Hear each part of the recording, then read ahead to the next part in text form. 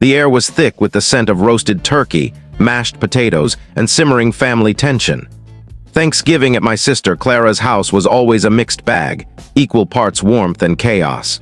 Her two-story colonial in suburban Ohio was packed with relatives, the kind of gathering where you're forced to smile through awkward small talk while dodging questions about your love life. I'd shown up as always with a bottle of mid-shelf bourbon and a willingness to keep the peace. But this year, Clara's son, Ethan, had other plans. At 22, Ethan was a walking stereotype of entitlement, a community college dropout with a vape pen permanently glued to his hand and a TikTok account he swore would make him famous. He lounged at the dining table, his hoodie emblazoned with some crypto logo, smirking as he scrolled through his phone.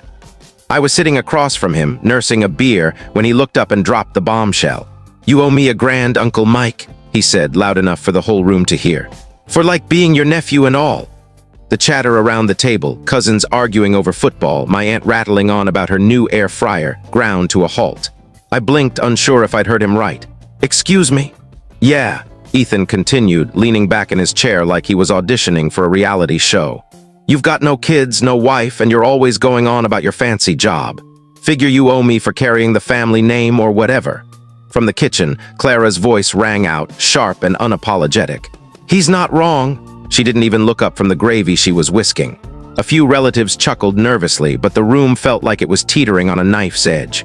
I said nothing, not because I was shocked, though I was, but because I'd learned long ago that arguing with Ethan was like wrestling a pig in mud.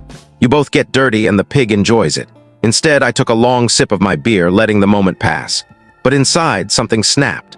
I'd spent years bailing Clara and Ethan out, covering rent when she was between jobs, co-signing loans, even paying for Ethan's beat-up Honda when he swore he'd pay me back soon. That $9,400 loan agreement for their new HVAC system. My name was on it, my credit on the line. And now this? Dinner dragged on, all forced smiles and clinking silverware.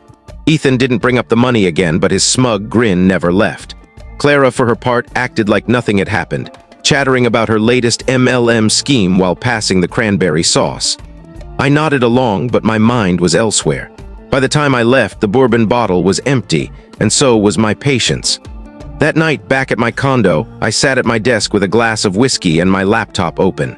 The loan agreement stared back at me from the screen, a digital reminder of every time I'd let Clara and Ethan take me for granted.